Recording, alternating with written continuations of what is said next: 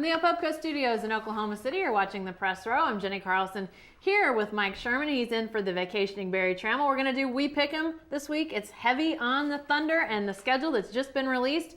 But we got a little golf in there for you, too. Let's start with the Thunder, though, and the most intriguing game on the Thunder schedule. What is it, Mike? I've got to go with the Rockets. Dwight Howard, because of the James Harden trade, allowed the Rockets to load up and go get Dwight Howard. There's the whole Patrick Beverley intrigue. That series was interesting, even though it just went 6 games. The old man in the 3, remember, knocked the Rockets out. Finally, I think James and the Rockets are going to be a lot better. I think that's the game I'm looking forward to, and they only come to Oklahoma City one time. Yeah, that's going to be intriguing, but I'm going to go with the Heat on this one as the most intriguing game on the Thunder schedule because we didn't really get to see how this team fared late in the season or in the playoffs against the Heat. No Russell Westbrook to carry the Thunder that far, and obviously these off-season lack of movement, I guess, if you will, by the Thunder, is that going to hurt them? Where are they going to be in terms of how they compare to the Heat? Are these young guys that are trying to develop and become that next wave of contributors for the Thunder? Are they going to be able to match wits with the Heat? To me, that's a real gauge. Where is this franchise against the Heat? So I think those games against the Heat are really intriguing. What about marquee matchups for the Thunder? Sherm, what's the biggest one? You say intrigue, I say marquee. I say marquee, you say intrigue. I'm going with the Heat as the marquee game. It's the Thursday after the All-Star break, TNT. The Thunder's got a bunch of TNT games, and here's this one. In the prime spot, I think it's there because it's a marquee game for the league. Also, I think that we're going to get to see how Durant matches up against LeBron James again. I think we see Kevin Durant getting more and more physical, add more and more weapons, add more and more things to his arsenal. I think that's going to be a marquee game. I think it is going to be marquee, but I'm going to go with the biggest one being the Heat on Christmas Day. Does it get any bigger than Christmas at Madison Square Garden? I mean, think about what that scene is going to be like. People coming to the game. It's Christmas morning. You've got Spike Lee sitting courtside, probably going to be wearing a Santa hat. Obviously, the Knicks may not be the sort of world beater that it looks like their crosstown neighbors are going to be, the Nets with all their acquisitions, but Madison Square Garden, Christmas Day, sign me up for that being marquee. Are you going? I would sign you up. Are you going to take that trip? I don't think I get to choose, but I'd say probably not. I'll stick at home and watch on TV. All right, what about underrated? Mike, what's the most underrated game on this schedule? I wanted to say the Nets, but our man Anthony Slater ranked that as one of his top 5 most intriguing games, so I don't guess I can count that one.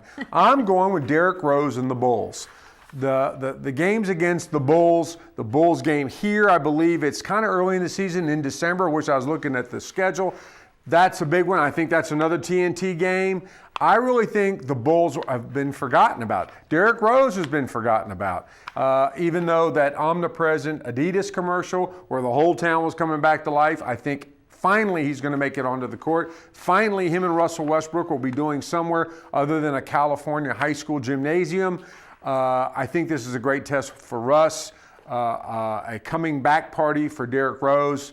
That's a big game. Yeah, I'm going underrated with Golden State. It's a game that we're going to see this matchup a couple times during the season, but I think this is the most underrated matchup for the Thunder out there. This is a team that really came on last year. We saw just how good they could be in the playoffs. Really an exciting team, can really play at that high energy, high scoring, up tempo way. And I tell you, it's going to be really interesting. Again, this is sort of in my mind, you want to see gauges along the way. How does this lineup match up against their lineup? It's not going to tell you everything that might happen in the playoffs, but that's one that, I don't really know that I have a real good sense of how the Thunder would match up with all the offensive weapons that Golden State seems to have, and again, with these younger guys that they want to develop. So to me, that's maybe a game that nobody's really talking about, but it's going to be really interesting to see how it plays out. All right, lastly, in talking about games on the Thunder schedule, what is the game with the best individual matchup? Usually you'd say anything involving Durant, Durant, LeBron James. I mean, that's the one the world watches. That's the reason why the Thunder will be on TNT. The game after the All-Star break. But I'm going with the Clippers versus the Thunder and Westbrook versus CP3. Remember, Westbrook gets in these He-Man macho point guard showdowns, especially when it's a former UCLA point guard that he had to play behind thanks to Ben Howland out there who didn't know who his best player was. Now, Westbrook loves to go against it. He really fares well against CP3, but this time CP3's got Doc Rivers. He's got all the reinforced Clippers. The Clippers are really a contender. I think those matchups are going to be some of the best and could be actually, crazy as it sounds, a matchup for MVP of the league. I'm going with a Westbrook matchup as well, but I'm going Westbrook versus Patrick Beverley.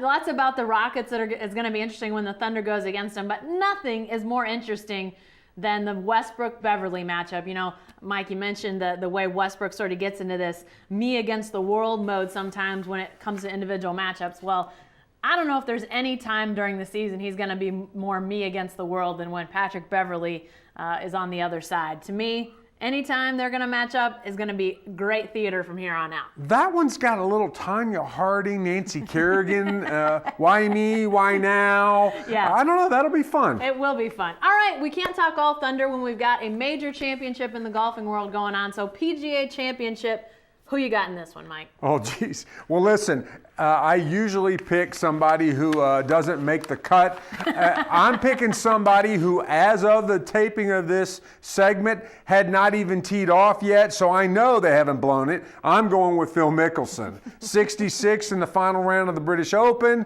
He's the hot guy. I tried to improve my chances by picking somebody who actually might do something. There you go. I usually pick Tiger because, well, you know, your chances are pretty good, but I'm off the Tiger bandwagon, and I'm going with Hunter Mahan in this one. He's been in the final group, final pairing of the last two majors this year. Hasn't cracked through yet, but after leaving a tournament earlier, well, actually late last month to go for the birth of his first child, coming back to play, I think he's playing some of the best golf of his career.